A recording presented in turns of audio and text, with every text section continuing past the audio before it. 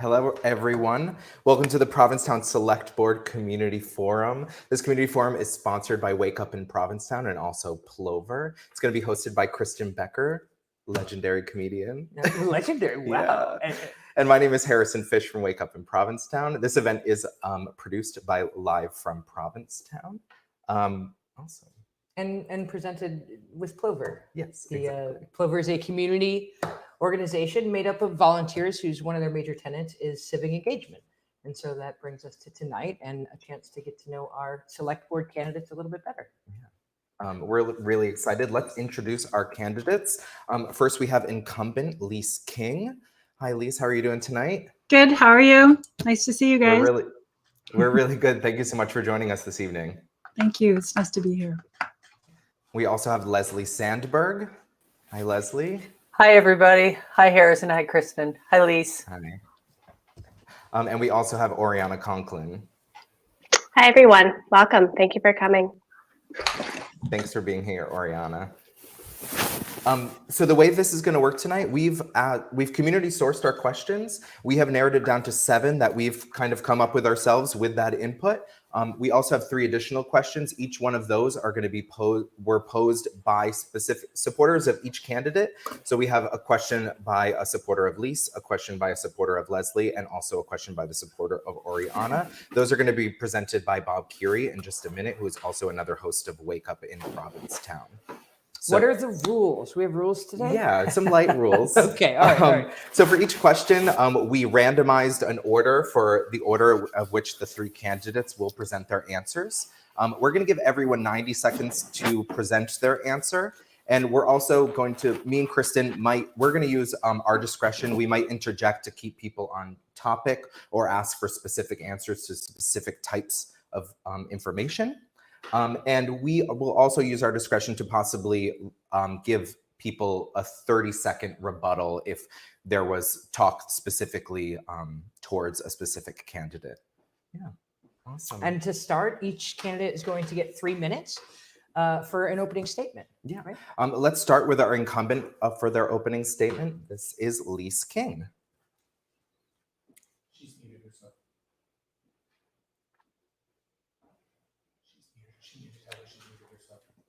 Lise, I think you muted yourself.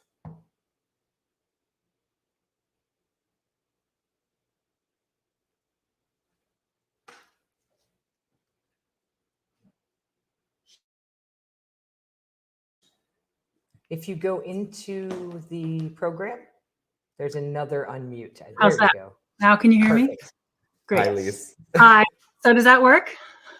You sound great. Okay, perfect. Thank you very much. So does my time start over? Yes, absolutely. We'll start your time right now. Great. Thank you. So as you all know, I'm Lise King, and I was honored to be asked to serve you all 3 years ago by some members of the community. And it's been my honor and pleasure to work hard for all community members for these past 3 years, and especially as we navigated the pandemic. We've all worked hard to protect lives and livelihoods here, and we've accomplished a lot together, but there's still a lot more work to do as we recover from the COVID-19 pandemic and beyond. Last year in June, I proposed an Economic Stabilization and Sustainability Committee to the Select Board, which was approved by my colleagues 5-0 in November. And the committee is made up of a representation of the incredible talent in this community, locals and part-time residents, many of whom have been here all year, including the president of our Chamber of Commerce and the president of the Provincetown Part-Time Resident Taxpayer Association, all pitching in to help us assess where we are in our economic recovery and propose solutions to get us where we want to be. I'm running again because, as you all know, I love this community and I would like to see it thrive now, near term, and way into the future. And I really believe that when we all work together, nothing can keep us down. During my term on the Select Board, I am proud to have championed a number of issues, specifically public health, of course, the first on the Select Board to bring the pandemic to the attention of the community and actively work toward enacting safety protocols, climate change preparedness. I proposed and worked to create Article 18 on the warrant that was passed resoundingly yesterday that aims to ensure that all government work going forward considers the impacts of climate change and prioritizes natural resources protection and housing, of course. I live here in affordable housing, and I understand firsthand the struggles of working people here in Provincetown. I've advocated for regulations to limit Airbnb for non-owner occupied housing. I support the creation of a Provincetown Development Corporation, and there are other measures that we will probably be talking about later.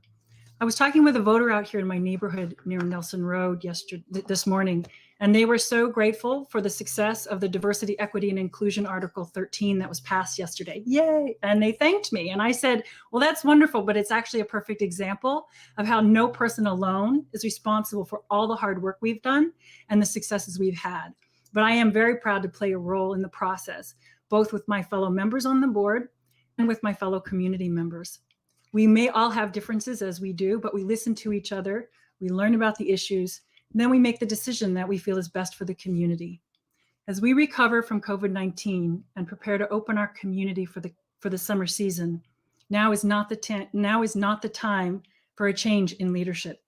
We aren't entirely out of the woods yet, but we are emerging really, really strong thanks to all the hard work we've all done together, and we're heading in the right direction. It would be a privilege to continue to serve you. Please vote for me, Lise King, for Select Board, and thank you so much for your consideration. Thank you so much, Lise. And just going forward, just so everyone knows the candidates, Jonathan is on top of muting everybody, so you don't have to, he will take care of it for you. And next we will go to Leslie Sandberg. The floor is yours. 3 minutes. Thank you very much. Thank you. Good evening, everyone. Thank you, Kristen. My name is Leslie Sandberg, and I live on the East End in Provincetown with my wife, Cass, my dog, my little Yorkie, Zoe, and my cat, Isabella. I want to thank PLOVR and Wake Up Provincetown for hosting tonight's forum. I should say Wake Up Live from Provincetown for tonight's forum. My wife and I moved to Provincetown because of its beauty and its culture of acceptance. I'm running for Select Board because, like you, I love this town. And I believe actually that we need to start a new chapter. Our new town manager and our town deserves a board that can work together as a team to solve the problems that we face. That includes creating housing for those who need it, mitigating the effects of climate change, and making sure that we have a successful post-pandemic recovery. We need to get things done. Things haven't been getting done in the last few years. To that end, I believe we need to have strong engagement in the community. We need to go out to the community, whether it's for housing or it's for a police station. We need to go out in the community. We need to talk to our neighbors, talk to everyone, get their feedback, and then we use that as guidance to help get things done. I think that's the important thing, is getting guidance from people as well as ourselves. I think then we need to act. In terms of housing, there's been a playbook that's been around since 2016, and yet we still don't have housing. I believe that my 30 years of government experience will help to get things done. Some of my experiences, for those who don't know me, is I started out with Senator Ted Kennedy, working for him in 1988. I also worked at NBC News. I worked at the White House. I served 2 attorney generals as their press secretary. And then I came and moved to Provincetown. I worked for a young man that no one thought had any kind of shot. His name is Julian Sear, and we got him elected, and he's been a wonderful state senator for him. And then I worked for him as a senior advisor. I love this town. I feel that I've got experience to help people to get things done. I have a proven record, which we'll talk about this evening. And I think that using that record, using those relationships that I've built on the Outer Cape, across the Cape, to help Provincetown and within Provincetown, we can really make sure that finally we're the town that gets a police station. We're the town that builds housing. We're the town that gets things done. I'm excited about this evening and our conversation, and I look forward to talking about things. Thank you very much. My hope is that you'll agree I'm the best candidate in the race, and I hope that I can get your vote on May 11th. Thank you so much. Thank you so much, Leslie. Next, we are going to go to Ariana Conklin for her opening statement. Ariana, you're muted. I'm sorry, I thought Jonathan was going to do that for me. I want to thank everyone for the hard work that went into organizing this event. I know it isn't easy to do anything or everything virtually, and this has been a really impressive group effort. Thank you to the members of PLOVR for continuously driving the conversation, to Kristen Becker and Harrison Fish for moderating, Bob Curry for serving as question master, Jonathan Hawkins for his technical work, as well as the Commons for providing us with this space tonight. Now, I'm lucky enough to have been born here on the Outer Cape. Over the last 30 years, I've seen Provincetown change, sometimes for better, sometimes for the worse. But it is time to step back and really ask ourselves, what do we want Provincetown to look like in 50 years? I know what I want Provincetown to look like. I want a school full of children. I want a town that's known for its mental health resources. I want a town that is diverse and truly equitable. I want a town that's not fallen into the ocean.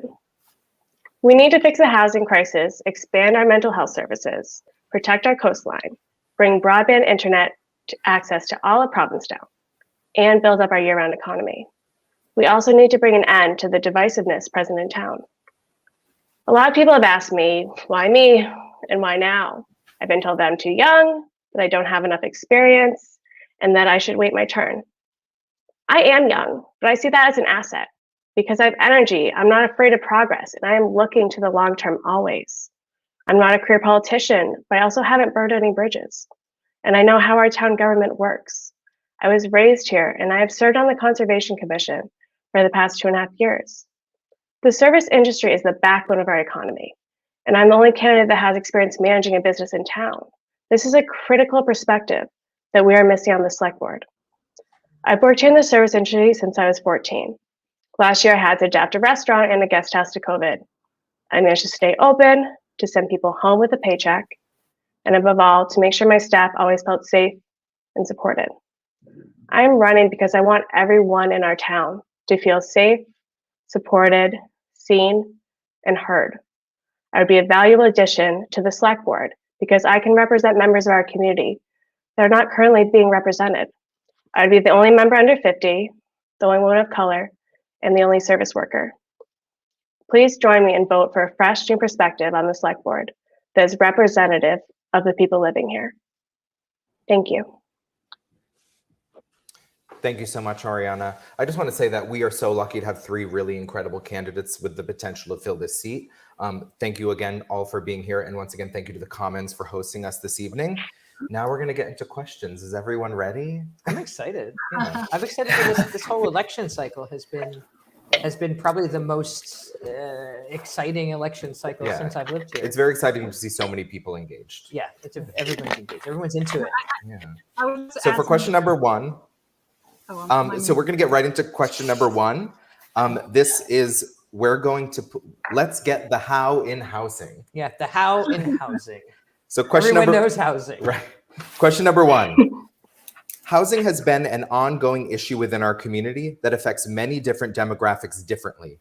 J1s and H2Bs, year-round residents, families, seasonal service workers, etc.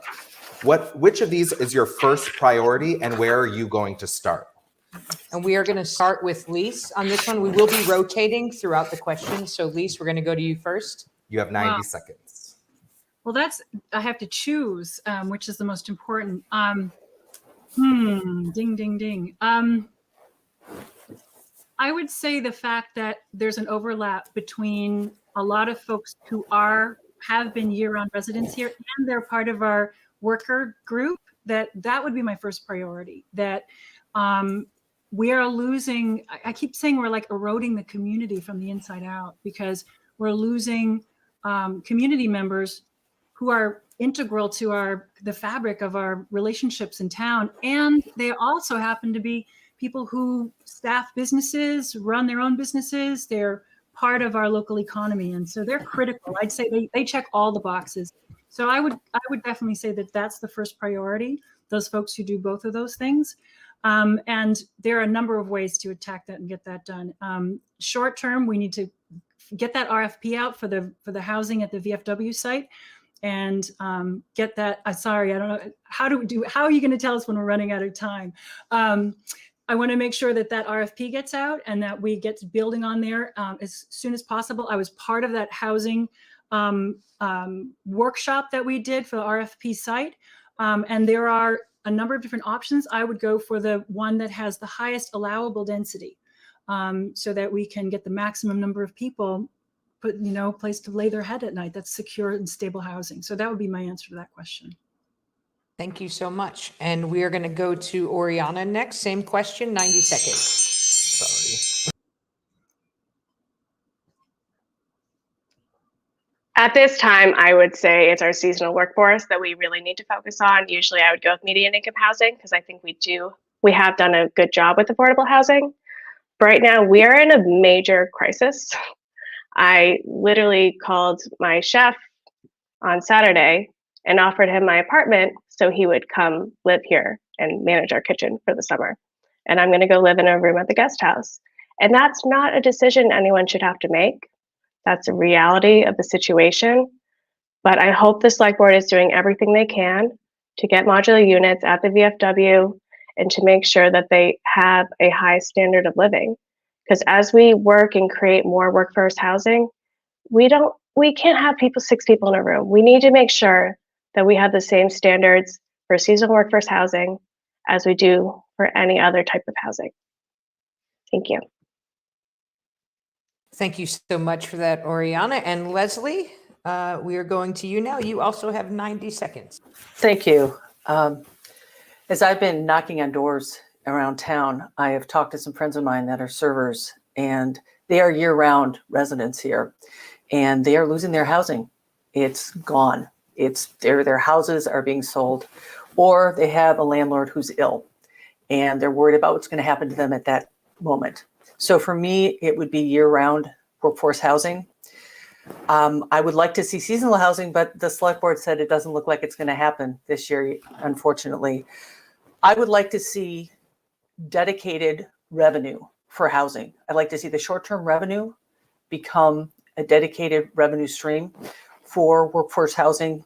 And then we need to find places to do it. If the VFW, people want the police station there. And if the police station goes there, then let's put it where the police station is. We can also look, Route 6 is going to close. 2 lanes of Route 6 are going to be closed when we do the Champaign redevelopment and project. And that area should be workforce housing. I think it's very important. I also think that we should actually increase reasonably, not skyscrapers, but we should increase the height of in non-historic areas so that we can build more units to make sure that we get more people in there. The more we get year-round people into housing, hopefully the more seasonal housing for workers we will then have. Thank you. Thank you, Leslie. Okay, you all have your priorities, and now we're going to dive a little bit deeper, right? We said what is the how in housing. So now we want to go back and tell us what specific actions you would propose within this as soon as you're elected. If housing is the biggest priority, then what, when we have a presidential election, they always say day one. What is your day one? I know that there has been movement on some things in town. I know there was talk of modular homes at Coastal Acres. I know that was approved by town, but then no one has taken it further to maybe incentivize a private business to do this. What does your day one look like regarding housing? We're going to start with Ori for this question. You have 90 seconds.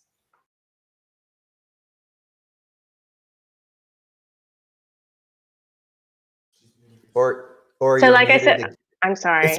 I will stop touching buttons. I promise. So like I said before, I think I won't touch anything.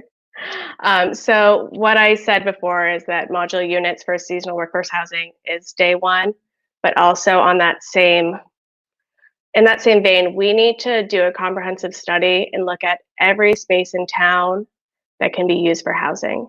And then we need to go ahead and properly incentivize landlords to have that housing. Because as it stands now with Airbnb, you can make so much money renting things from week to week. Why are you going to step back and give something back to your community? And I think there's a lot of amazing people here that are already doing that, but we need to put incentives in to increase that. And I also think that we need to take advantage of the short-term rental tax bill, where we are now allowed to basically put a 3% sales tax on investor-owned properties. And it would be a community impact fee, and that money could go directly into the town buying year-round median income housing at whatever rate the market is feeding that. And investor home properties, to be clear, I'm not talking about second homeowners. I'm talking about when you have a home somewhere and then you also have 2, 3, 5, 10 other houses that aren't your major source of revenue. That's who I would Thank you, tax. Oriana. Thank you so much, Oriana, for that answer. Next, we are going to Leslie. What is your day one, if you were to be elected, look like in regards Hopefully to day one is like 50 hours or maybe 100 hours, because I'd like to get a lot done. First off, what I'd like to see is with the short-term rental tax dedicated, we need to have a home rule petition to do that. So I'd like to see a home rule petition drafted so that the percentages that we have for lodging occupancy, some of it goes to tourism, they go to general fund right now, it goes to the capital stabilization and wastewater. We include housing in that. And then we take that to fall meeting. And then that's how we're going to get that done. Secondly, ADUs, accessory dwelling units. Second homeowners need to know, and they need us to go out into the community, engage them, that accessory dwelling units are needed for our workforce. And in doing that, they don't realize, but they can get a residential tax exemption.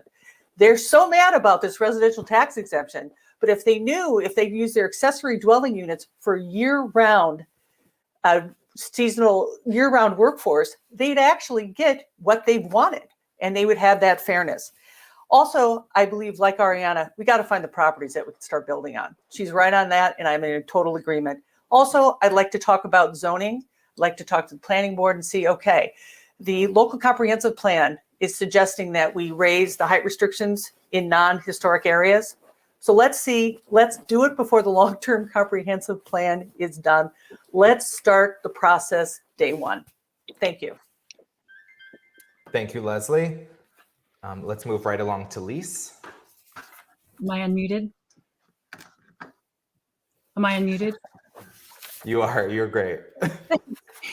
So first of all, I want to say that this conversation is a really good example of why having such a robust and amazing candidate group is so good for our community. Having all three of us working on these things, digging deeper, having to work harder for everyone to come up with ideas, and we're all out there working very hard. This is a perfect example of why this having two people challenge me is actually really good. It's a win for the community no matter what happens. So because both of them came up with very good ideas. Now, to be specific, first of all, this is an emergency. So we need a triage. And when we triage, we look at immediate and then shorter term and then longer term. Immediate is, I did call Sarah Peak. I did call the superintendent, Brian Carlstrom at the Cape Cod National Seashore to find out if it was possible to put modular housing for summer workers out at the National Seashore. So I'm actively working on these solutions right now. The thing is that we've been told that it's going to be difficult for us to do it for this season, but I think we're still going to have this problem for next season. So that's day one. Let's start making sure that we've got modular housing and a place to put it lined up for next season, because that's going to be here before you know it, and we are not going to be done with this problem before then. Second thing is, Leslie's right. We do have to go and get a home rule petition so we can change the allocation of the short-term rental tax proceeds. Right now, I think it's only 27% is going to housing, and we need to change that. I've been saying that since day one, that if the short-term rental tax money is coming to us because of the fact that we are losing housing, we're losing housing stock, then it makes sense that should be a direct allocation. There should be a line drawn between the money that we're getting in that tax and making sure that it goes toward housing. So that's the second thing. I agree with that. Then for a longer term, Unfortunately, that's the end of your 90 seconds. Thank you so much for that great answer. Okay. We are going to move along to our third question. This one is kind of about tourism. It's question number 3. It is understood that the town's survival depends on booming tourism economy, but many popular destinations like Venice, Barcelona, Aspen, and even Mount Everest are starting to recognize the impact of over-tourism on the local community culture. How would you, as a select person, stand up to market forces here that demand every concession be made to protect our consumer-based economy? What ideas do you have to prompt a sustainable balance in the coming 5 to 10 years? We are going to go first to Lise for this question. Thank you. So this is a really good question. And I think this might be where some of the rumor has started that somehow I'm anti-business. I am not anti-business. I own a business here. I've worked very hard for our economic stabilization to make sure that we can recover from COVID, talking to our state and federal connections to make sure that we have the what we need in order to recover. But that being said, the problem that we're going to have now is, I'm sorry, can you repeat the question? I couldn't. Sorry, I heard it. I heard something else. Can you repeat the question? I heard oh, there Yeah, it is. of course. Yeah. Thank you very much. It is understood that the town's survival is depending on booming tourism economy, but many popular destinations like Venice, Barcelona, Aspen, even Mount Everest are starting to recognize the impact of over-tourism on local community culture. How would you, as a select person, stand up to market forces here that demand every concession be made to protect our consumer-based economy? What ideas do you have to prompt a sustainable balance in the coming 5 to 10 years? Okay, I just also noticed, by the way, that it runs across the bottom of the screen, which I hadn't seen before. So thank you for that. So what I was saying is that I have been someone who's spoken up about over-tourism in a number of occasions on the select board, which is, I believe, where maybe some of the rumor has started that I'm anti-business. I'm not anti-business. I'm pro-business. Like I was saying, I own a business here, and I'm very much connected to the tourism economy for the health of my own business too. But I think that one of the things that we need to do is look at the possibility. I'm open to the discussion of making regulations to stop Airbnb rentals when it's 100% an investment property. I absolutely understand and support homeowners who rent out their homes or portions of their home for Airbnb as a way to help pay their bills. 100%, that should be allowed 100% in my opinion. But when we start getting these investors that don't have any stake in the community, and all they're doing is coming in and buying up properties, which, by the way, is what's happened in Barcelona and in Venice and in Los Angeles, and they've been very successful at putting in regulations that are stopping people from doing that. And I think that that's something we should look into here. Great. Thank you so much for that, Lise. All right, we are going to same question, moving it over to Oriana. You have 90 seconds. What ideas do you have to prompt a sustainable balance in the coming 5 to 10 years in regards to over-tourism? Sure. So I think what we really need to look into is go back to our roots. If I was elected, I would start a blue economy task force.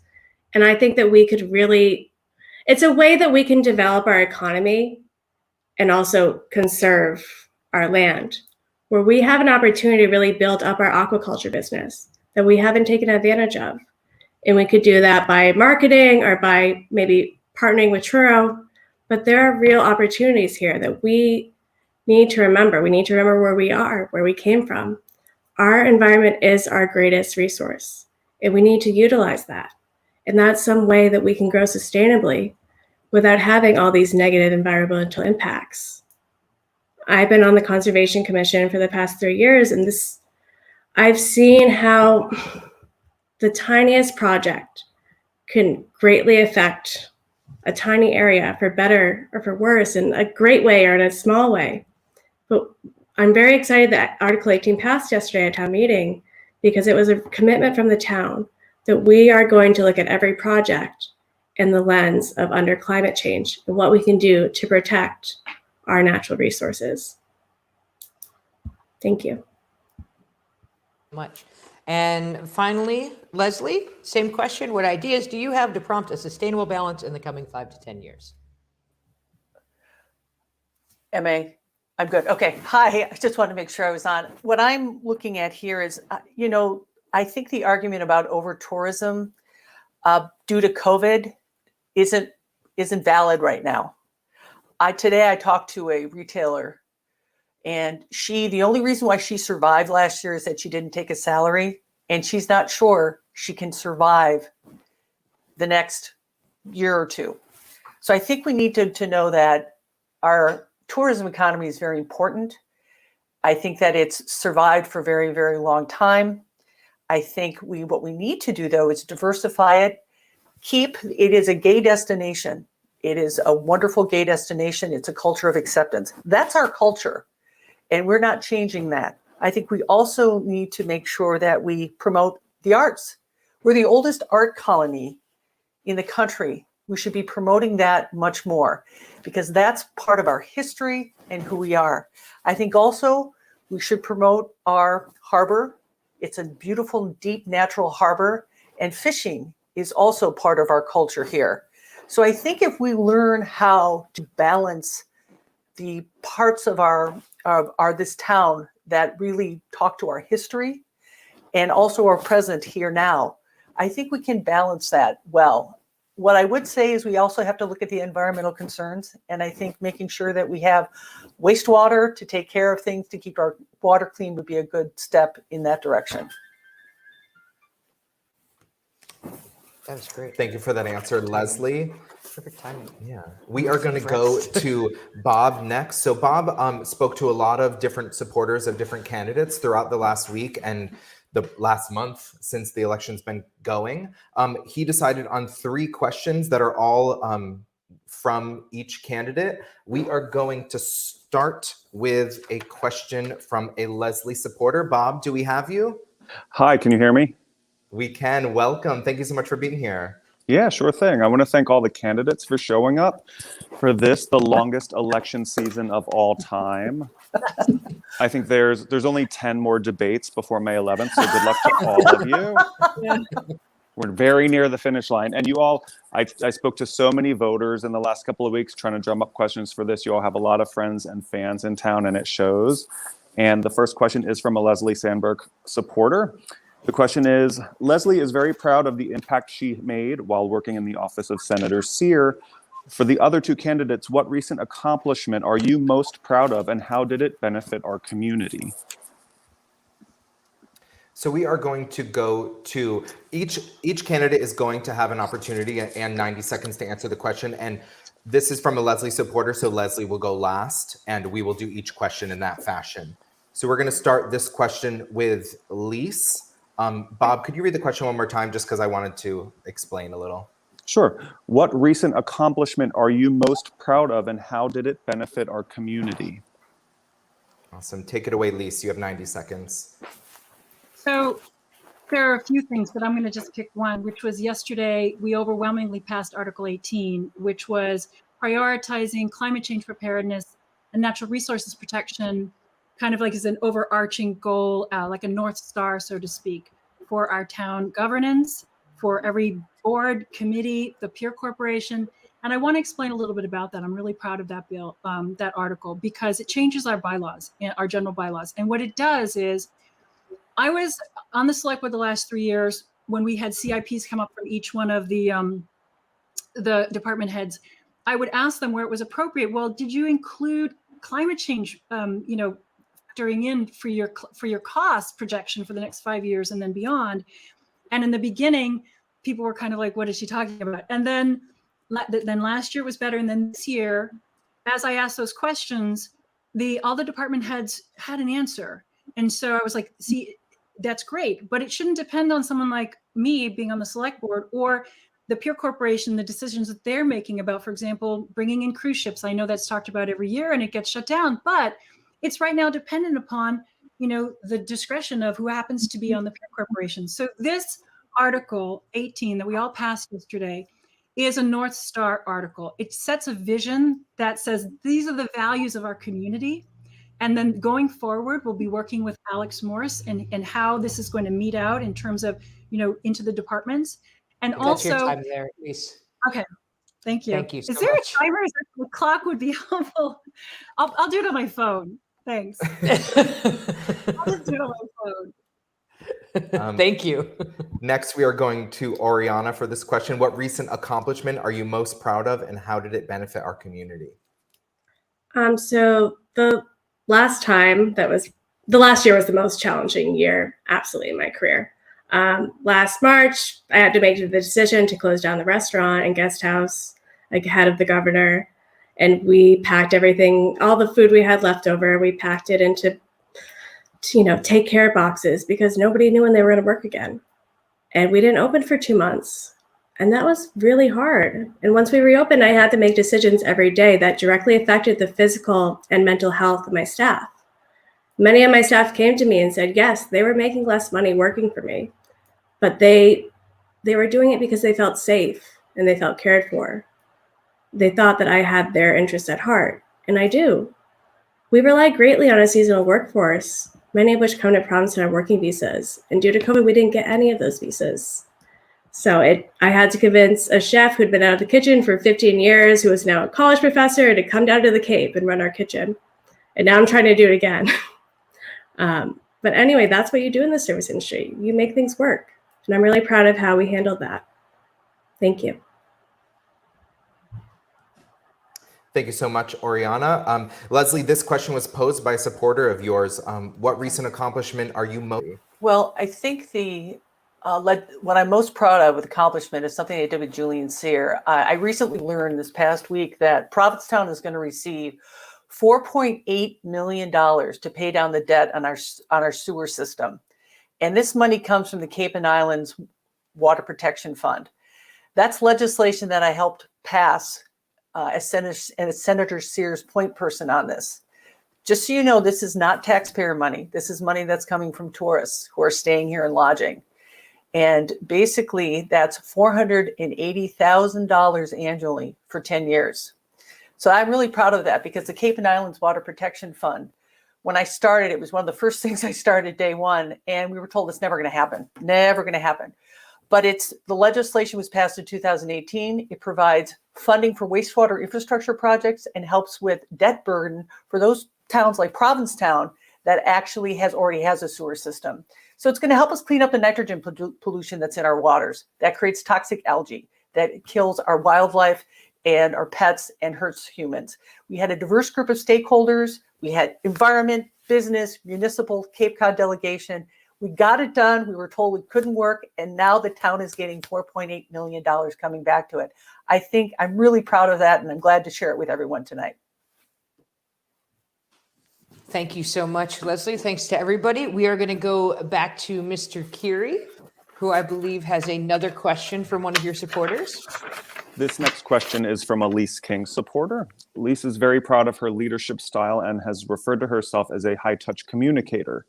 To Leslie and Oriana, how would you describe your leadership style, and how do you plan to communicate with your constituents? Let's start with Oriana this time. Hi, so I have the benefit of working on Commercial Street every day. Half of my day, I am stuck at the host podium. And literally any of you can come find me. You can ask me questions, as long as it's not 7 o'clock on a Saturday night. So for that reason, I would like to hold office hours for those people that don't, want to chase me down. But my whole approach to leadership is about listening to everybody. We all benefit when we have more representation, and every member of our community deserves a voice in our town government. And in deciding what we do as a town, as a community, because every decision we make now, it matters more than ever. And I believe there's space for a shared community vision, but you have to be out there listening, and people have to feel like you're approachable and that you're going to listen. And I think that's something that I've always been very great at. Thank you. Thank you. Thank you so much, Oriana. We're going to take this over to Leslie. Leslie, how would you describe your leadership style, and how would you plan to communicate with constituents? I think I would be seen as a consensus builder, and that's because I get things done. I think that my communication style would be engagement, engagement, engagement. And that means going out to the community, talking to large groups, small groups, really getting a pulse of what's needed. I learned how to do that at the Attorney General's office, and it really makes a difference. You really get to understand what people are thinking and feeling, and how they feel about issues and what's going on in the town. I've had such incredible engagement going door to door during this campaign, talking to people, hearing what their wishes and desires are. It's really incredible. And also how they think about a lot of issues, the housing, the police station, other things. I would also have office hours. I'd take my little table, as I've said to people, I'd take my little table and I'll put it out at the library lawn during this time while we're so worried about going inside with masks. I would do twice a month. I would do 4 hours on Saturdays for people that work during the week. And then I would talk to the hospitality industry and find out what's another time that we could meet for a certain stretch. And I would make myself available to everyone. I've done this before for, decades of that, because I've done constituent services. So mine will be very constituent oriented. I'll also communicate well with other stakeholders. And also when I can, during board meetings, I will communicate with my colleagues. Thank you. Thank you. And then finally, back to Lise. Would you like to talk a little bit more about what your supporters said regarding your leadership style and how you communicate with your constituents? So this is a great question. I really appreciate it. So just on a note, when I first got elected and I wanted to have office hours, I thought that we could do that in town hall, and that current town manager said there wasn't any room for it. So now that we have a new town manager, the first thing I would do would be to say, hey, let's set up a time, a place, let's find a designated space in town hall where we could, as all the select board members could have a place to have office hours would be fantastic. But I want to quickly say that a great example of this kind of work that I do is, so I suggested and put on the agenda what led up to Article 13, which was a diversity, equity, and inclusion committee to the select board. It was on the agenda once. A couple of my colleagues asked for more information. I went home. I spent a weekend doing a deep dive into other municipalities that had done the work. Went back and I said, listen, how about if I take this to PLOVR? It's the group in town, and say, let's bring it to the community and hear what they have to say, because that's what I think is the right thing to do. So I asked them. They invited me. I spent many weekends on Sunday evenings working through this policy proposal line by line. And I think that's the way, it's a good example of the way that I work. Then what happened was, it was a sparked idea. Wasn't my idea, it was one of the other people's idea, saying, well, these people should get paid for their work if there's going to be a committee. And I said, well, committees don't get paid. And they said, well, what if we were to suggest a paid office that could do this work in town hall? And that's how Article 13 got born, their idea. And I said, well, this is how that works. This is what you need for 2.5 override. Lise, And go to on that, you're right, we ran out of time there, but just a quick follow-up. I would love to just dive into this a little bit more. Okay. I'm curious, as someone who was on the select board, what is your position? I know that in June of last year, 2020, after the murder of George Floyd, the select board agreed that we would have a working equity group to come up with something. And I do appreciate that you revisited it again. What happened between June 2020 and that coming back up in February as a community group? And where was the select board's leadership in that? We're going to give you 30 seconds to answer. Yeah.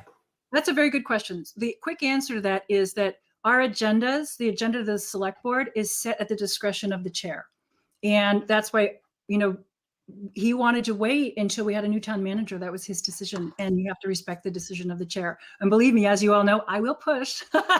If I think we need to do something, I will ask him multiple times, but he was very clear. And then when we had Alex on deck, he said this is going to be a major initiative for Alex Morris. He's been very clear that this is one of his signature initiatives from Holyoke. So let's wait till he gets on board and let him take the lead on this. So that's why it worked out that way. Thank you for that. Thank you, Lise. We are going to go back to Bob for his final question from a supporter, this time from an Oriana supporter. Bob, hey, everybody. I don't think I'm going to talk again after this. I just wanted to say thanks to everybody for coming. Ladies, thank you very much for all of your hard work and dedication to the community. This question is from an Oriana supporter. Oriana has centered her campaign on including working people and young people in our political process. Lisa and Leslie, what have you done to reach out to these constituencies, and why should young people and workers in town trust you to represent their interests on the board? Thank you, Bob. We're going to go to Leslie first for this question. Well, I thank you for this question. First off, I actually have a lot of people who work in this town supporting me, and they were my friends before I was running. So I will represent everyone and their interests, and the fact that I want year-round housing, and that's a priority for people in our workforce, I think pretty much goes to my dedication to that fact. In terms of young people, I'm all about young people getting involved in the political process. In fact, when Julian Sear was a long shot and no one thought this young kid, as they called him, could be a state senator, I saw something different. And together we created a great campaign. I have right now, I have 2 people that are door knocking with me that are helping me. They are in their 20s. And you know what? They know that I'm listening to them. And they like the fact that I have experience, that I'll listen to them. We'll have a great conversation. I learn from them, and I will definitely represent their interests. I'll represent everyone's interests. We are a community that's for everyone. And that definitely includes people that work. The people that work in this town deserve to be treated with dignity and respect, and have the respect of the select board, and know that somebody has their back. And I'll do that, because our town can't run without the workers. And that is my promise to you. Thank you, Leslie. Next, we are going to go to Lise for your answer. So thank you for this question. First of all, I was a young person working in restaurants in this town. I know that game really well. And my mom at one point was like, okay, bye, not going to live with me anymore. And I lived in the basement of a friend's house and had to pay rent. So that was when I was a waitron at the Cafe. So I get it. I also worked for Adrian Sear, Julian's mom and dad, at Adrian's restaurant. So I understand that struggle. I've been there. I've done it. I now have kids of my own. My son is 20 and he works in town. He worked in a restaurant here last summer. I completely understand that game. Now, when we had the Recovery Coalition that started with then town manager Robin Craver, one of the things that I objected to in the way that it was set up, the thing that I objected to the most actually, was that it included a lot of people in terms of stakeholders, but workers and residents were not represented. And I really went to bat for the workers in this town. And I actually had a long conversation. I was contacted. I answer every email, every text message, every phone call. And one of the messages I got was from a bar manager here in town. And he said, why don't we get to have a say? And I said, and I took it to the folks and said, they want to have a say. And the response was, well, how are they going to organize? And the workers are represented by the businesses. And I went back to him and he said, I've got a group of people together. We'll choose one person. And I really tried. I advocated for them. It was not accepted. But that's an example of me going to bat for the workers in this town. Thank you. Thank you, Lise. Thank you. Let's go to Oriana. This was posed by one of your supporters. Why do you think it's so important to include working people and young people in government? Well, something that really stuck out to me, especially with town meeting coming up, is I had so many friends reach out to me, and I learned a lot of the language of, the town articles in the last years. They can be really unnecessarily confusing. And how many times people ask me, like, what is a Proposition 2.5 override anyways? Like, I just learned this language in the past 5 years, and I'm always happy to take the time and explain. I'm also not afraid to ask questions when I don't know the answers. I was really intimidated to apply for a town board because I thought I was too young, I was too inexperienced, and because nobody looked like me on a town board. And I hope that by serving on a town board, and hopefully by serving on the select board, I will encourage other young people to get involved, because we have such a unique form of democracy here. We have direct democracy. It's really, really amazing. And I've never experienced it anywhere else, but there's nowhere else that I've ever felt that you could put your hand up and your vote actually mattered. And we need to remember that. And we need to not be disillusioned. And we need to get young people out there. And I will always, always be in touch with them and stand up for the working people of this town. Thank you so much. And thank you, Bob, for running around town and gathering questions from all the supporters. Of course. It was a great pleasure. Bob told us that he went to places with signs in front of their houses for each candidate. So not only are they supporters, they're vocal and committed. So, all right. I think we're going to pivot a little bit to a new question now. We are going to go over to a topic that's pretty popular these days, policing, and specifically the police station. Our question to you is, how do we as a community support our police department and provide them with the upgrades they need while adjusting the expectations of the police department to better serve the needs of our specific community? Awesome. We're going to begin with Leslie for this question. Sure. One question for you. Do you guys mean the police station? Could you? Sort of all of it. Yeah, there's definitely been an agreement that the Okay. community, that the police department needs an upgrade. I think that's kind of roundly agreed upon. Okay, that's what and then the question would be, how do we adjust? For me personally, I look at this as, all right, we're going to buy them a new building as taxpayers, and that means that we also have some requests. And so how do we adjust the expectations of the force to meet, the needs of the community, be it mental health or. Okay, Take it thank away, you. Leslie. I appreciate that. Yeah, thank you. Thank you very much. When it comes to the police station, we need to, I think, give options to people. People believe that they have an $8.6 million that they voted in town meeting. Let's see what a police station looks like at $8.6 million. It's going to be tough because it's very expensive now to build something. It's much more expensive than it was when it was voted on. So I say give them option one, give them another option at 12 million, and give them another option at, let's say, 15. We have to make sure that we have the federal restriction regulations and the state regulations are followed. But let's see what we can do, and then go out into the community and engage them and talk to them about these different proposals and say, hey, this is what we're thinking. This is what we want you to look at. What do you think you like? Get their feedback. Because if we don't get their feedback to help us get to one or two proposals that are really good, we're not going to get it passed in town meeting. And that's what happened. And we have to be as transparent and open with that process. So that's what I would say about the police station. Give people options, engage them, and let's get some feedback, and let's get a good plan. Number two, with the police itself, mental health, we actually have Morgan Clark handling that. She's got a 5-year plan to help us get 2 mental health professionals that are going to be ready to talk to people. It's a wonderful 5-year plan.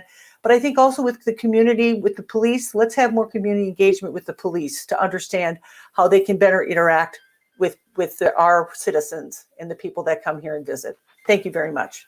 Thank you, Leslie. Let's move right along to Lise for this question. So this is a really good question, and there's a lot to say very quickly, so I'm going to do my best. First of all, building costs have increased 40% during COVID. So the longer we wait to build, the more it's going to cost. And there are people who think, oh, it's just a spike and it's going to come back down. But what's happening with the housing crisis that's happening nationwide and actually globally, and the slowdown in production because of COVID, means that these costs are not going to come down anytime soon, maybe sometime in the future. So we need to build as soon as possible.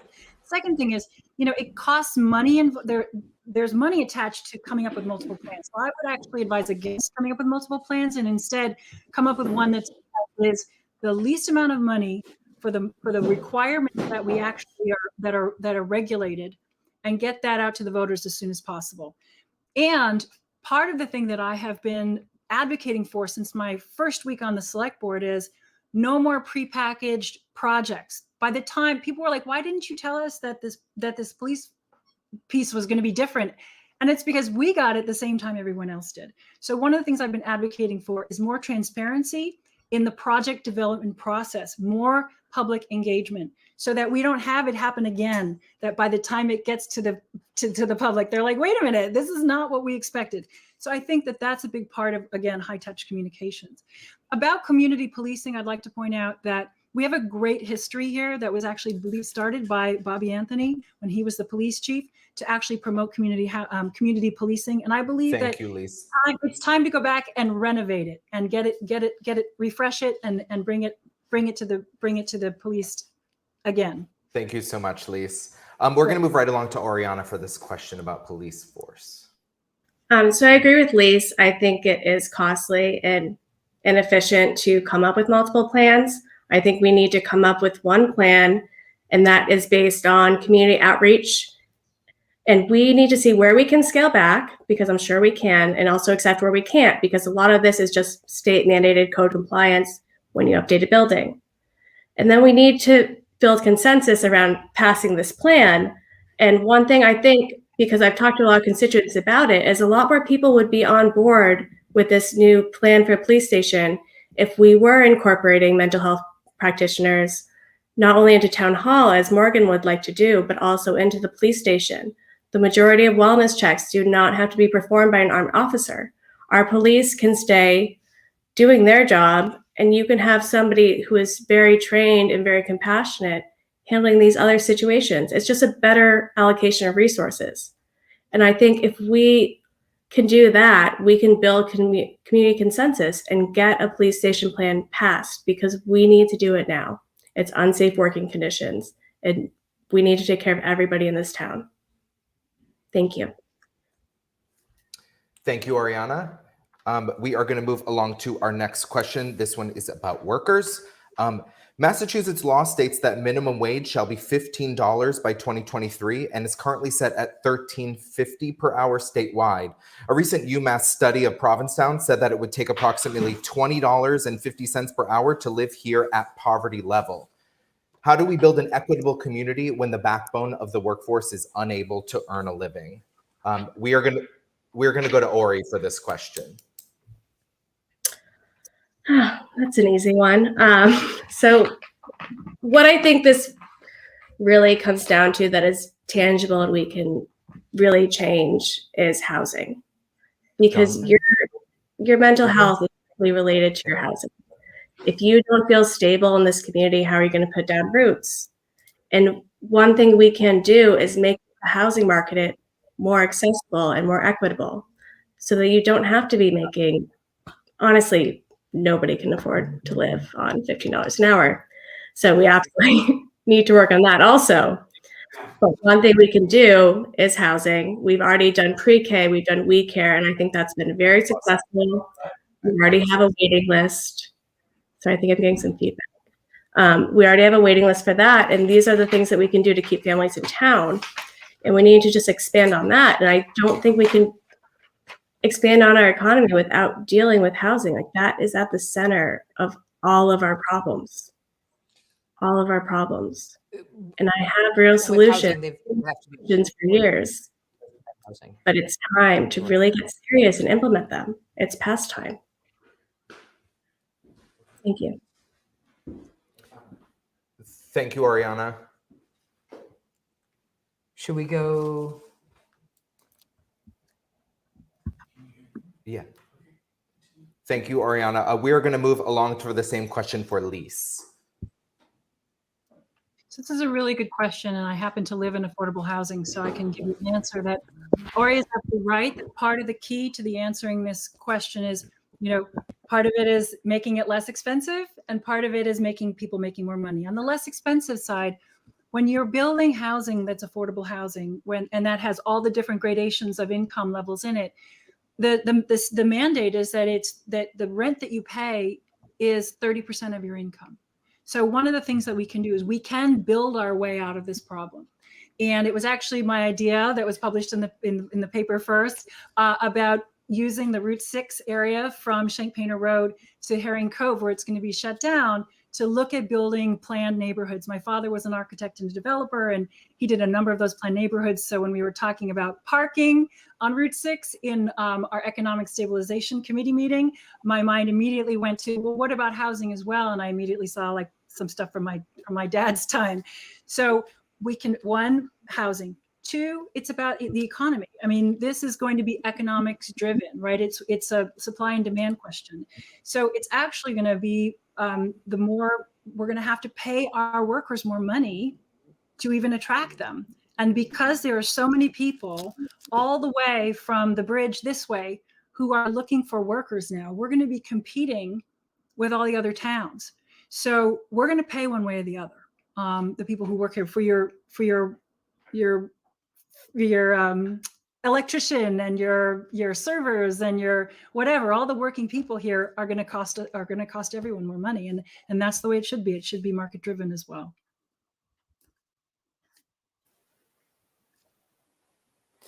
Hi. Our most valuable resource that we have are our year-round citizens and workers. And with our workers, I think right away, until the housing can be built, I think we need to look at rental subsidies. Perhaps some of the dedicated revenue that we get in that I've talked about can go to rental subsidies to help with their rent.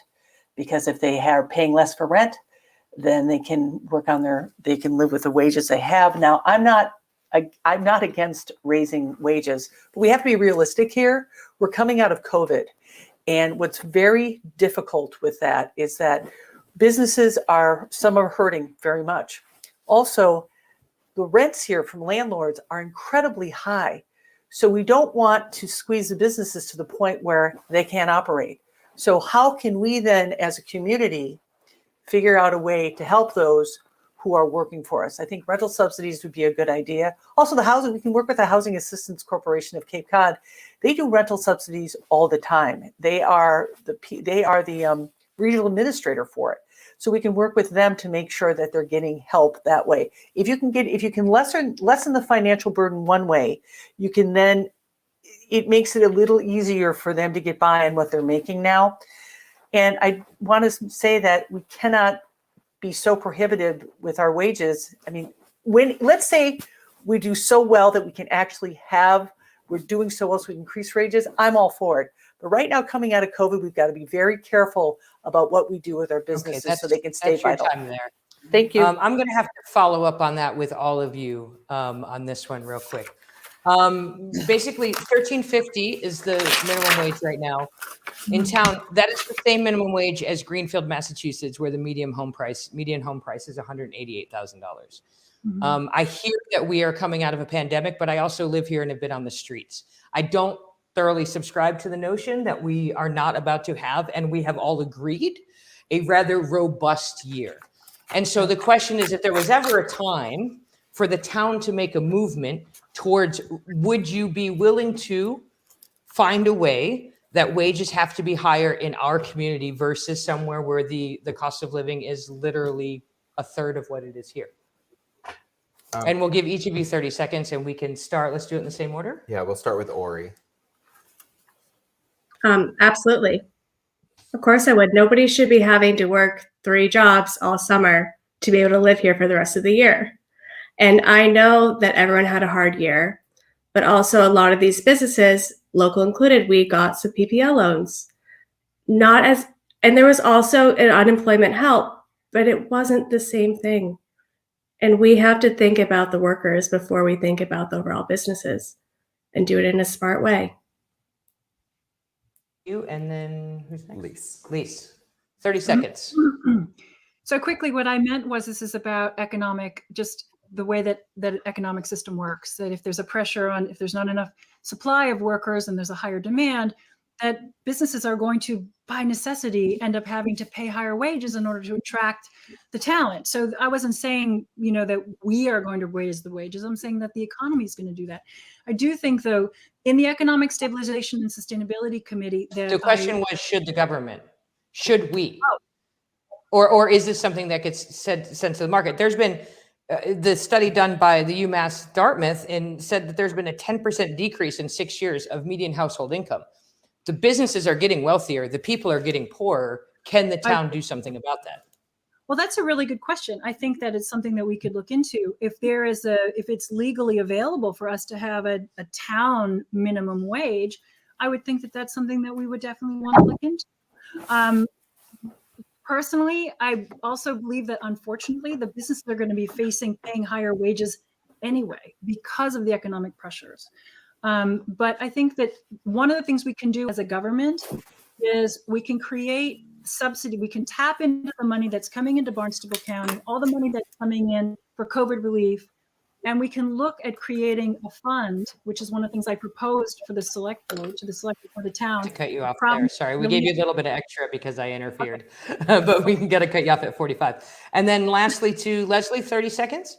Okay, subsidies right now, if you want rental subsidies, the Housing System Corporation of Cape Cod has a COVID-19 fund. They don't care what your income is. They will give you subsidies for rent. That's it. No. We don't want subsidies. We want workers to be able to earn a wage. I understand that, but until the wages can match where you want it to be, we have to help them right away. And then also government, if government's going to do anything, they should give a tax break to the landlords here and then you trickle it. Now, let me finish. You got to trickle it down. If you say, look, landlord, we'll give you property tax abatement. If you pass that on to the businesses and it goes to the workers, that's the only way that I would ever agree to it. If it goes right down to the workers, then that's what government can do. But other than that, it's going to be a hard thing legally to do.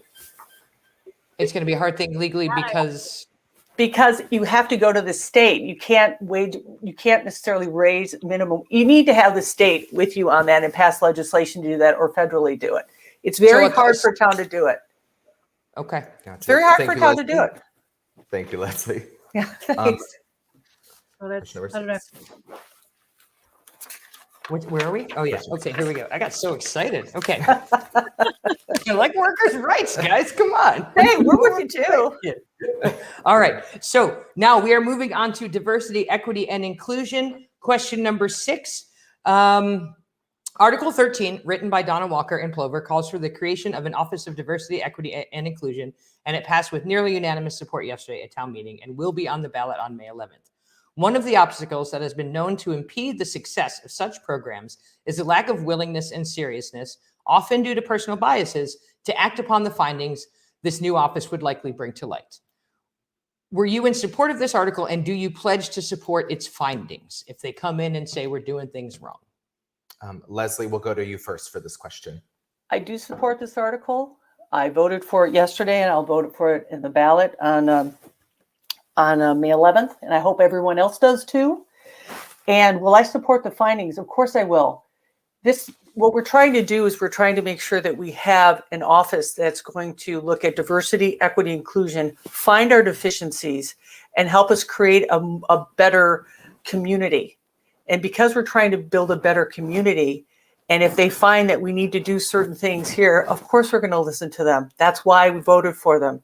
I think it's very important that we have this. Other towns around Nantucket has it. Other towns have a diversity officer. And I think by having this, it's only going to improve how people feel that Provincetown truly is a town with a culture of acceptance. So yes, that's what I have to say.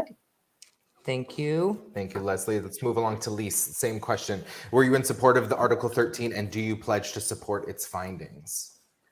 Thank you. I kind of addressed that a little bit earlier, but of course, I'm 100% in support of this. I'm really proud of the fact that the work that I did in reaching out to the PLOVR group to talk about the DEI committee proposal was really what helped spark the project. And it was because there was someone in the PLOVR group who said, this is really great. And we've looked at it line by line. And by the way, I still support having a committee that would support and enhance the work that's being done by the office. But the question was, this is a lot of labor. These people should get paid. And I explained, well, committees are, they're volunteer jobs. And I explained how hard that would be. And they said, well, what if we wanted to create a paid position? And that's how the whole Article 13 idea came about. And I was very proud to be able to use my experience in town government and in policy making and in social impact work to be able to say, this is how you get it done. I wasn't there to say, I think you should do this, but I wanted to support their idea 100%. So that's how it got done. I'm 100%, of course, in support of it. And as far as the work that it would do in the community, it can be multi-pronged. It can be both internal looking, which is looking at inside staff and government processes, boards, committees. How do we bring people who aren't normally involved in that process into more of our government process? We have a direct representational democracy here. It's really Thank you, Lise. and I think that we can do a lot more outreach. Thank you. Thank you so much, Lise. Let's go to Ori. Same question. Yes, I supported this article. I advocated for this article. I am so grateful to everybody who put in the work for this article. For me, this has been deeply personal. My mother and grandmother immigrated here from Japan post-World War II when anti-Asian sentiment was at an all-time high. And it's been really, it's been a tragic replay to see this resurfacing now. And I'm kind of realizing all these little microaggressions I've been noticing my whole life, but was, too afraid to speak up against. And this is really important in our community. People are telling us they need it. And I am so happy that we could get together as a town and listen to each other and really hear each other and pass this article. Thank you. Ori, one thing. The second half of that question was, do you pledge to support the committee's findings? Absolutely.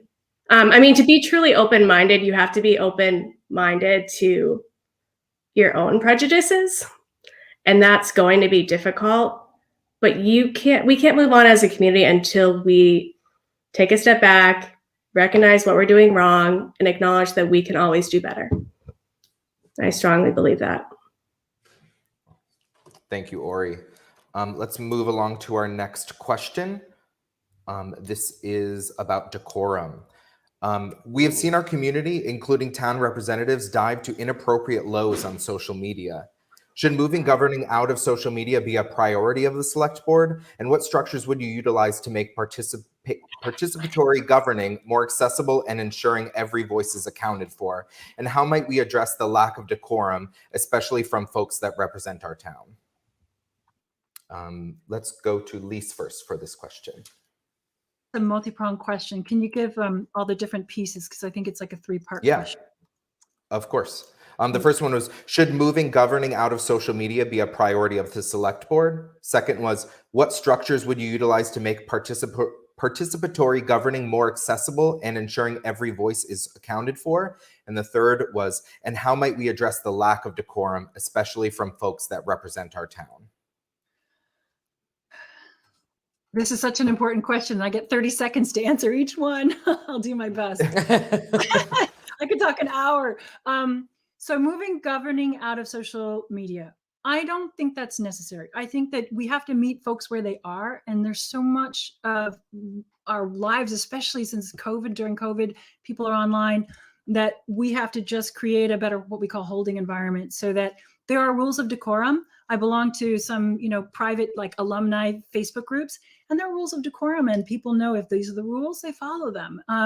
And I think that's something that we could do within our town government sort of social media structure. And I know that Alex has expressed an interest in really being out there. And you'll notice, like after town meeting yesterday, he put out a post and it's got like hundreds of likes.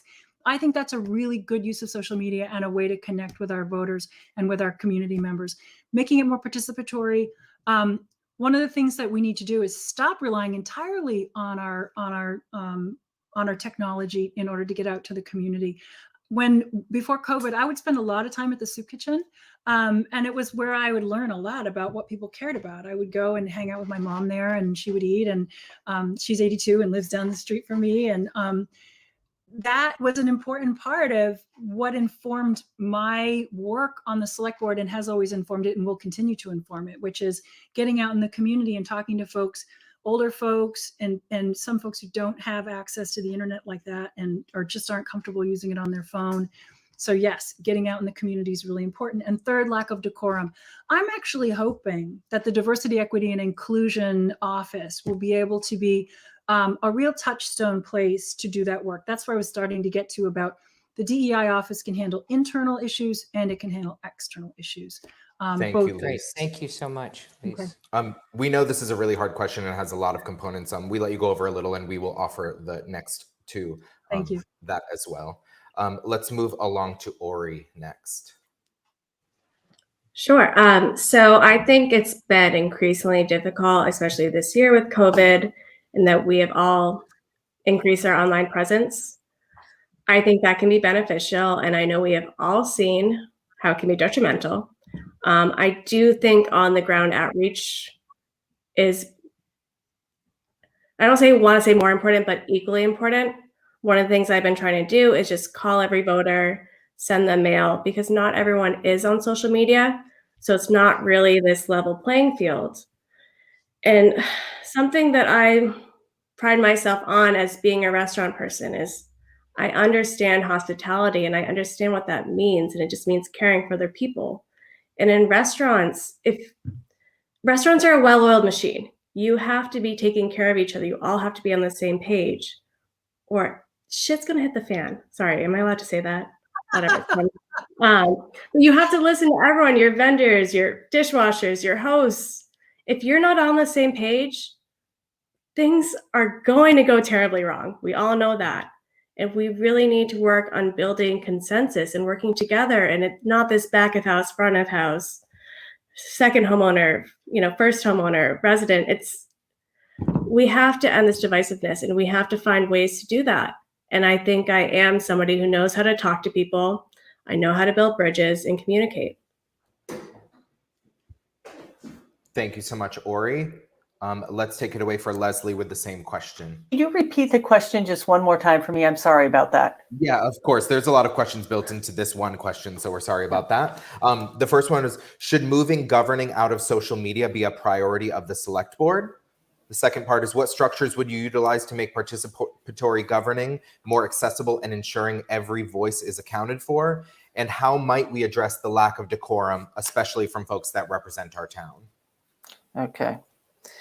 On moving social media off, you just not, you can't. The genie's out of the bottle. But I do think it's not what you say, it's how you say it. So I think that social media, especially if you are a town official, select board member, if you're on a committee, if you're on staff, there should be an expectation of professionalism and respect.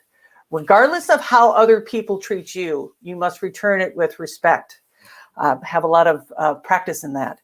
And I think that how do we have a more participatory government? It goes to office hours.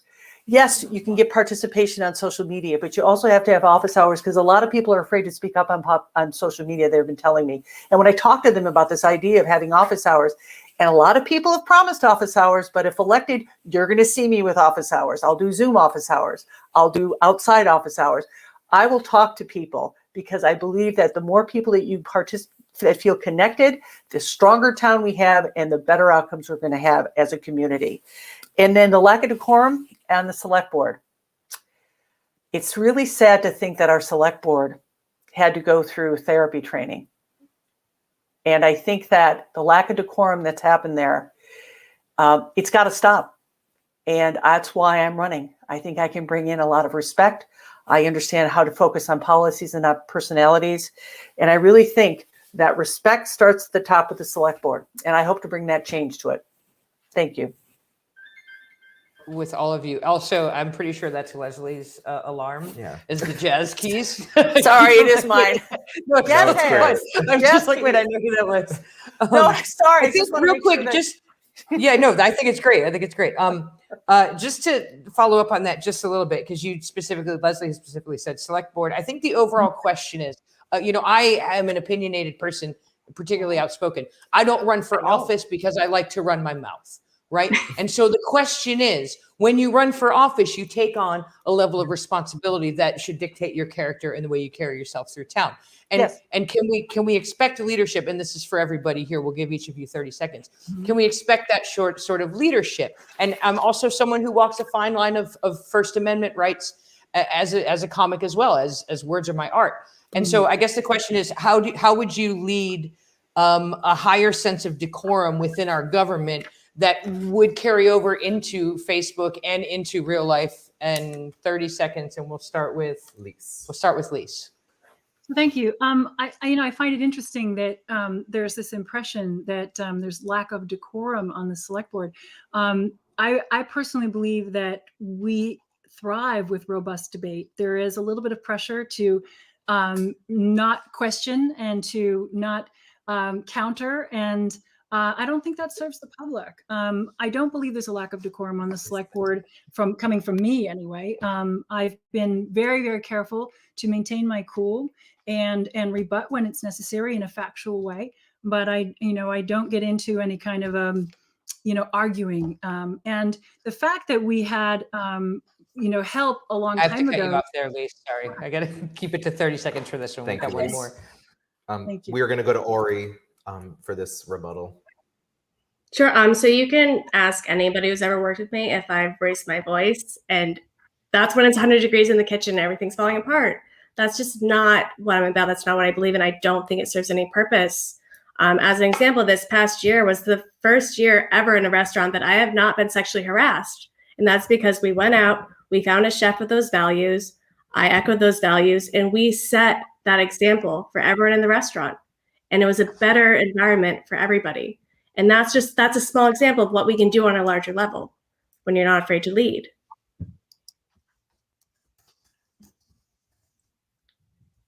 Moving on to Leslie. There's an old saying, it's not what you say, it's how you say it. And I think you can get a message across, and you can disagree with people. And I expect if I become a select board that there'll be robust debate on policy. and there'll be robust debate with each other. But there's a way of doing without disagreeing, without being disagreeable or holding grudges.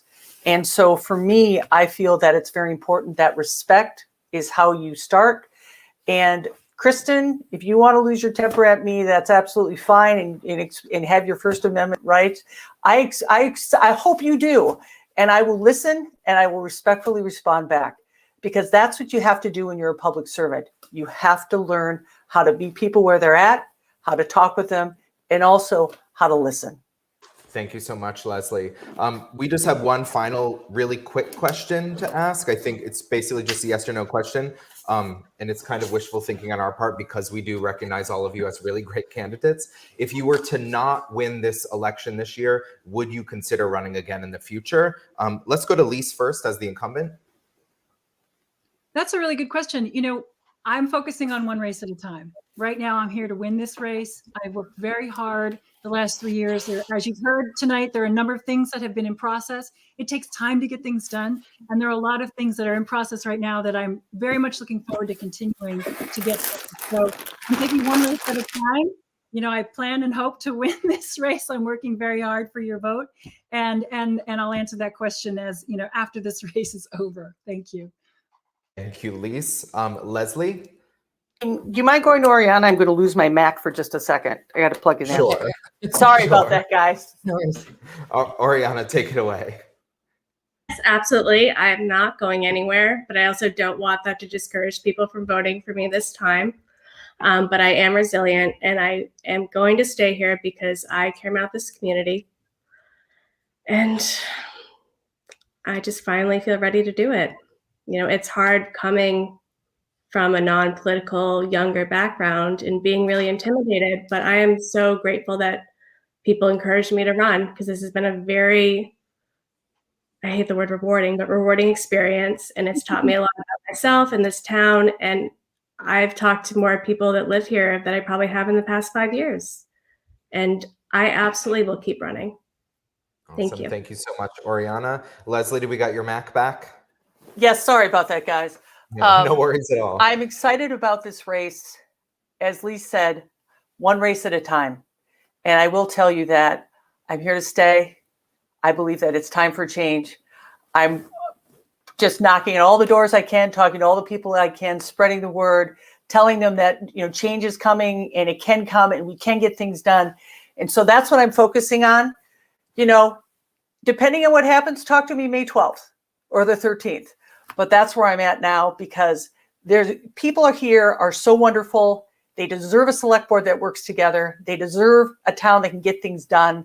And I hope to be the person that makes that happen. And I'm sure as heck going to work as hard as I can to earn every single vote I can in this election. Thank you, Leslie. We're about to do closing statements, but me and Kristen just wanted to thank everyone, all the candidates for joining us this evening, Bob Curie for doing some other questions, everyone from Live from Provincetown for your help tonight, and also PLOVR, and also Wake Up in Provincetown, and Margaret, who is, and also the comments.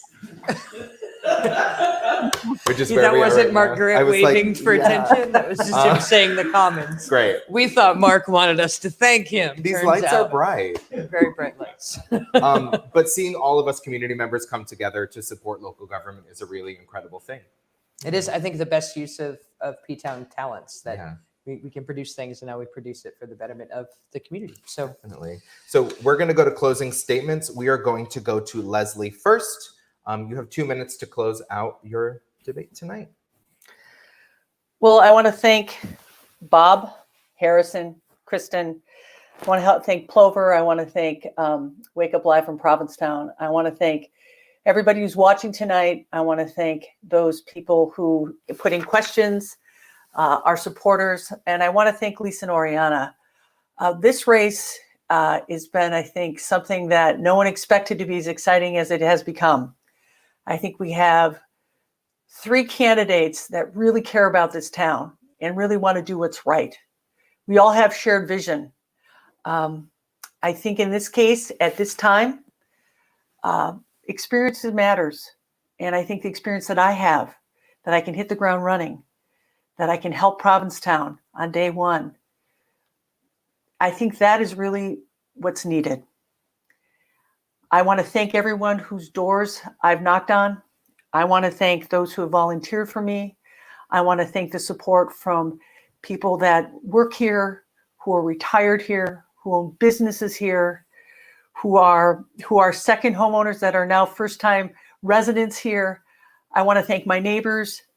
I want to just thank everyone for this experience, and just know, if elected, I will work every day to earn the right to hold this seat, because I love nothing more than to have Provincetown work. I love nothing more than to have people believe that we can get things done. And I also want to say that I would be so honored if you would consider me and vote for me on May 11th. I want to thank everyone for an amazing experience. And I think that our best days are yet to come. Thank you. Thank you, Leslie. We're going to move over to Oriana for your closing statement. Thank you again to our hosts and moderators, to Lisa and Leslie, and to everyone who's taken the time to tune in tonight. I'm very proud of the campaign I've run and of everyone who's helped me. No matter what happens, I feel like we've gotten a viewpoint out there that has not always been heard. I'm not a politician, I am a restaurant worker. Like my members of our community, I volunteer on a town board. I chose the Conservation Commission because I've always felt a deep connection to our natural environment and believe it is our most valuable resource. And through my work there, I've learned how you can make a difference in our town government. However, now, I hate to repeat myself, but we need to step back as a town and evaluate what we want our community to look like in 50 years. Because the decisions we are making today don't only affect us now, but they are going to affect us for future generations. And I don't just mean the physical environment, I mean our social environment. We need someone that knows how to bring people together, to form strong partnerships, and values every member of our community. We are on a pathway that I don't think any of us chose, but we are in danger of becoming a community that only includes the richest members of society. But we want to be a beautifully diverse community and safe haven, as we've always been. The people of Provincetown, like our coastline, we are resilient. Like our dunes and waves, we are dynamic. We are of tough stock, but we also understand the importance of being adaptable as we face new challenges. More important than experience in government is experience with people. And I have worked side by side with the members of this community my entire life. I now run 2 businesses here.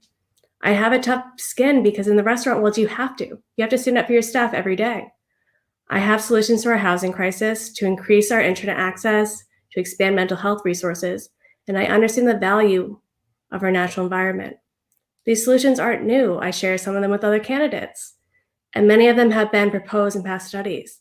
But it is far past time to implement real concrete solutions. You can trust that I will do that because I have a commitment to solving these problems, because I struggle with them every day. Provincetown's my home. But right now, I don't know if it's going to be possible for me to raise a family here. I want to change that. Thank you so much, Oriana. Lise, your closing statement. Thank you very much. First of all, I want to thank Leslie and Oriana. As I mentioned earlier, you know, when we have this kind of robust process, like everyone's like, oh, you know, you're the incumbent. I said, listen, this is good. This is good for us. It makes us each work harder. It's good for the community. It's a win for the community, no matter how this turns out. So I just want to say thank you to both of you for running a good race. And it forces me to work harder and dig deeper. So it's great. The second thing is, I want to thank all of you for putting this together. This has been really well done and actually a lot of fun. And to thank all of you out there who are watching and may tune in later. You know, we're doing this for you. We're here to be of service to the community. And that's been my commitment for many years.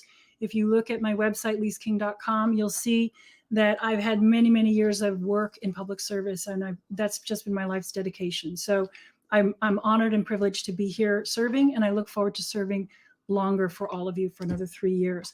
And one of the things I'd like to say is, you know, the center of the work for the select board is in the town manager's office. And we've had a lot of turnover in the last few years since I've been on the board. And just now, think of how much we've gotten done with all the turnover. So now with Alex in office, it's very exciting. This is the moment where all of the work we've been doing to lead up to it is going to take off. So I'm very proud of the fact that we've gotten a lot done despite the disequilibrium within the town manager's office. The other thing is I want to close with saying, that part of the Economic Stabilization and Sustainability Committee work that I've been doing is reaching out to my alma mater, the Harvard Kennedy School of Government. And I'm excited to announce that the Taubman Center for State and Local Government has gotten involved with us, and Alex Morris has met with them now, and we're on board. They're on board to do to use Provincetown as a case study for preparing for climate change, and then all of the things that we're going to need to do, and then how we're going to pay for it, which is a big question. We can have booklets filled with all of these important ideas, but the long-term implications of how we're going to pay for it is really important. So I just wanted to make that announcement and say that's just one of the things. There's a lot work waiting in the wings that I've been working very hard, and I'm very excited to keep going. And I look forward to serving you all for another 3 years. Thank you for your consideration. Thank you so much, Lise. Thank you to all the candidates for joining us this evening. That wraps up our conversation. You did it. Yeah. If you are a registered voter here in Provincetown, please make it to vote on May 11th. You have 3 really incredible candidates to choose from. We hope some of the information you got tonight helped you make that choice. And they're all, I believe everyone has a website under their names, right? Each candidate's names. You can go to them.com for further information if you're still making your decision. Yeah, awesome. Thanks again. Thank you all so much. Wake Up in Thank you. Provincetown, live from Provincetown, the Commons, Kristen, Harry, Mark, Mark, Jonathan. Clover, Jonathan, everyone. Thank you. Jonathan. Thank you all so we should much. get everybody on camera so we can say thanks to everybody. We won't all fit. Thank you all so much. This is Harrison and I. Okay, don't worry. Yeah, this Okay. is our spotlight. Thank Thank you you so all much.